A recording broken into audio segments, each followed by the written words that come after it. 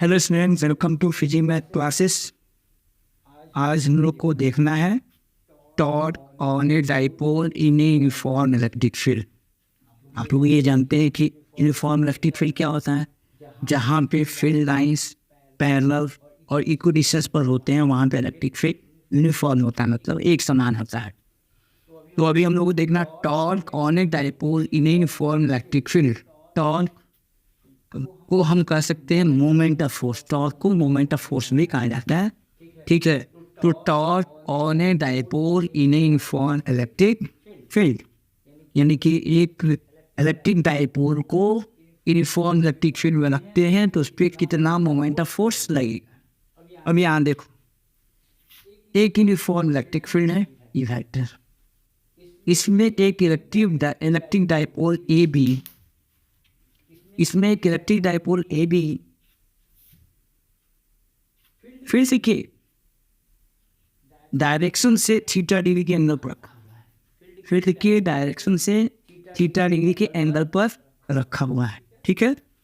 ये uniform electric field है जिसमें एक इलेक्ट्रिक डाइपोल ए बी एक यूनिफॉर्म इलेक्ट्रिक फील्ड में फील्ड की डायरेक्शन से थीटा डिग्री के एंगल पर रखा हुआ है, ठीक है।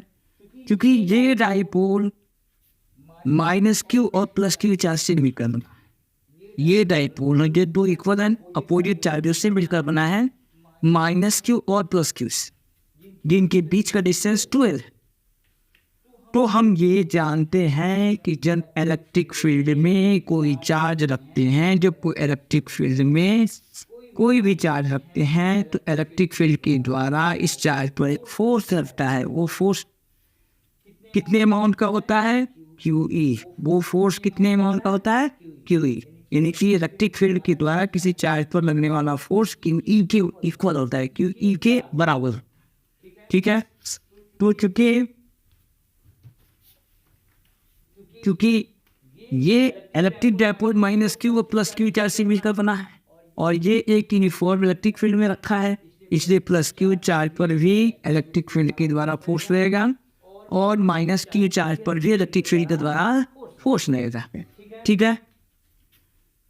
चार्ज तो इक्वल अमाउंट में है, लेकिन एक प्लस है एक माइनस, और फोर्स भी दोनों पर इक्वल अमाउंट पर ही लगेगा, लेकिन दोनों अपोजिट डायरेक्शन में होंगे।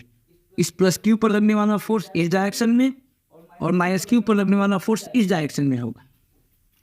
अब जब इस फोर्स का एक्शन ऑफ लाइन आगे बढ़ाया जाए और इस फोर्स का एक्शन ऑफ लाइन आगे बढ़ाया जाए तो ये दोनों क्या होंगे, पैरेलल होंगे, दोनों मैग्नीट्यूड में सेम होंगे और इनका डायरेक्शन भी अपोजिट होगा। तो हम ये जान चुके हैं कि जब किसी भी बॉडी पर सेम अमाउंट की फोर्स अपोजिट डायरेक्शन में लगाते हैं, जो जिनका एक्शन ऑफ लाइन पैरेलल होता है, तो ये दोनों मिलकर एक कपल बनाते हैं और फिर इसको रोटेट कराने की टेंडेंसी रखते हैं। तो रोटेट कराने की टेंडेंसी को हम क्या बोलेंगे, मोमेंट ऑफ फोर्स, यानी कि टॉर्क, ठीक है। तो यहाँ पर भी इलेक्ट्रिक डाइपोल के प्लस क्यू चार्ज पर माइनस क्यू फोर्स लग रहा है, प्लस क्यू चार्ज पर क्यू ई फोर्स लग रहा है और माइनस क्यू चार्ज पर भी क्यू ई फोर्स लग रहा है। दोनों का डायरेक्शन अपोजिट है लेकिन एक्शन ऑफ लाइन पैरेलल है, इसलिए दोनों एक कपल बनाएंगे, ठीक है। ये दोनों एक कपल बनाएंगे और इसको फील्ड की तरफ अलाइन की, यानी कि घुमाने की कोशिश करेंगे, ठीक है। तो ये कपल का टेंडेंसी है इसका घुमाना, तो इसकी घुमाने की टेंडेंसी को ही क्या बोलेंगे हम, टॉर्क, जिसको हम किससे रिप्रेजेंट करते हैं, जिसको हम टाउ से रिप्रेजेंट करते हैं, ठीक है। ये समझ गया कि एक इलेक्ट्रिक डाइपोल है ए बी जो एक यूनिफॉर्म इलेक्ट्रिक फील्ड से फील्ड के डायरेक्शन से थीटा डिग्री पर रखा हुआ है, ठीक है। क्योंकि ये इलेक्ट्रिक डाइपोल दो इक्वल और अपोजिट चार्ज से मिलकर बना है, दो इक्वल और अपोजिट चार्ज माइनस क्यू और प्लस क्यू से मिलकर बना है। हम ये भी जानते हैं कि जब किसी चार्ज को इलेक्ट्रिक फील्ड में रखते हैं तो इलेक्ट्रिक फील्ड के द्वारा फोर्स लगता है, तो प्लस की चार्ज पर भी फोर्स लगेगा और माइनस की चार्ज पर भी फोर्स लगेगा इलेक्ट्रिक फील्ड के द्वारा। लेकिन ये फोर्स इक्वल अमाउंट पर लगेंगे, इनका डायरेक्शन क्या होगा, अपोजिट होगा। इनका डायरेक्शन यहाँ पे अपोजिट है और एक्शन ऑफ लाइन भी क्या है, पैरेलल है। इसलिए दो हम इनके क्या बनाएंगे, एक कपल बनाएंगे जो इसको इसके फील्ड की तरफ लाने का प्रयास, रोटेट कराने का प्रयास करेंगे, घुमाने का प्रयास टेंडेंसी रखेंगे। तो घुमाने की इस टेंडेंसी को ही क्या बोलते हैं, टॉर्क बोलते हैं। ठीक है, और टॉर्क को किससे प्रोजेक्ट करते हैं, टाउ से। ओके, अब हम सेकेंड क्लास में पढ़ चुके हैं कि torque moment of force equal to होता है फोर्स इनटू डिस्टेंस। अब यहाँ पे डिस्टेंस कौन सा होगा, टाउ इक्वल टू यहाँ पे होगा फोर्स इनटू परपेंडिकुलर डिस्टेंस, क्योंकि ये रोटेट, ये इसको इधर लाने का प्रयास करता है। ठीक है, क्योंकि ये इसको इधर लाने का प्रयास कर रहा है, इसलिए ये ज़्यादा से ज़्यादा कहाँ तक आ सकता है, यहाँ से यहाँ तक आ सकता है। तो ये परपेंडिकुलर डिस्टेंस है। ठीक है, तो टाउ इक्वल टू क्या आ जाएगा, यहाँ पे फोर्स इनटू परपेंडिकुलर डिस्टेंस। ठीक है, force into perpendicular, tau equal to क्या हो जाएगा, फोर्स इनटू परपेंडिकुलर डिस्टेंस। अब परपेंडिकुलर डिस्टेंस ये होगा कितना। अब हम पहले बता चुके हैं कि मान लिया कि एक ट्रॉली बैग है और इस ट्रॉली बैग को हम खींच रहे हैं इस तरह से। ठीक है, फोर्स लगा रहे हैं, तो ये जो फोर्स का डायरेक्शन है मेरा, जिधर हम फोर्स लगा रहे हैं वो ठीक है, एक्सिस से थीटा डिग्री के एंगल पर है। इसका मतलब इसका प्रभाव दोनों तरफ पड़ेगा, हॉरिजॉन्टल भी और वर्टिकल भी। तो इसका प्रभाव यानी कि इस फोर्स का प्रभाव हॉरिजॉन्टल भी पड़ रहा है और वर्टिकल भी पड़ रहा है, इसलिए इसके दो कंपोनेंट होंगे। ठीक है, एफ कॉस थीटा और एफ साइन थीटा। ठीक है, अब कहाँ दे, यहाँ पे एफ कॉस थीटा क्या है, तो हम ये पढ़ रहे हैं कि ये इसका परपेंडिकुलर यहाँ से ऐसे डाल देंगे, ऐसे डाल देंगे, इसमें साइन थीटा देंगे, तो इतना अपॉन इतना आएगा। कॉस थीटा देंगे, इतना अपॉन इतना आएगा, इसलिए यहाँ कॉस थीटा होगा, यहाँ साइन थीटा होगा।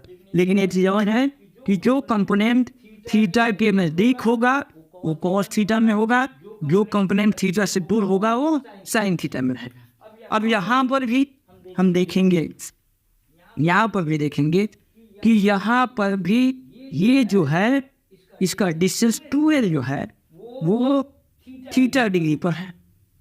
तो इसके भी दो कंपोनेंट होंगे, एक हॉरिजॉन्टल और एक वर्टिकल।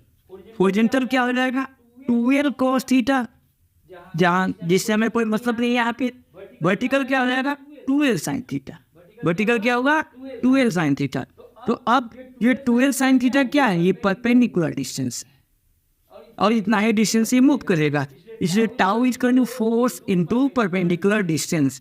यानी टाउ इज इक्वल टू क्या हो जाएगा, force F into perpendicular distance 2l sin theta. ठीक है, tau is equal to F into 2l sin theta. और फोर्स कितना लग रहा है, क्योंकि यही मूव करा रहा है, इसलिए यहाँ पे रख देंगे tau is equal to Q E into 2l sin theta.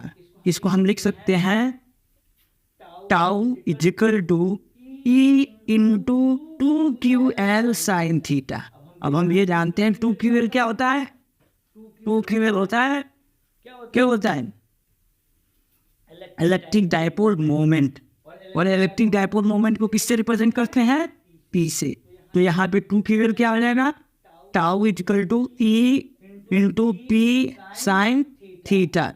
Tau is equal to कितना हो जाएगा, PE sin थीटा। ये हमारा हो गया torque on dipole in for electric field.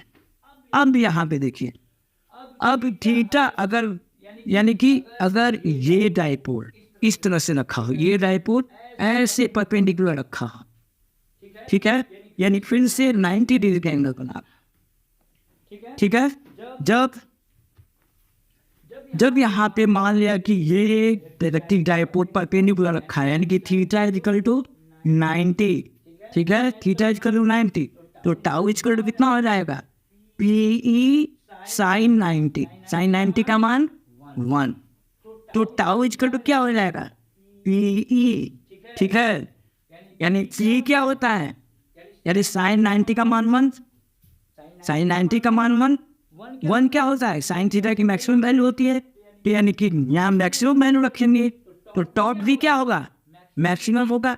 इसीलिए हम कह सकते हैं कि जब इलेक्ट्रिक डायपोल फील्ड की परपेंडिकुलर रखा हो तो टॉर्क क्या होगा, मैक्सिमम होगा। इसलिए हम इसको tau max is equal to P लिखते हैं। तो ये हो गया आपका torque on a dipole in uniform electric field. Okay.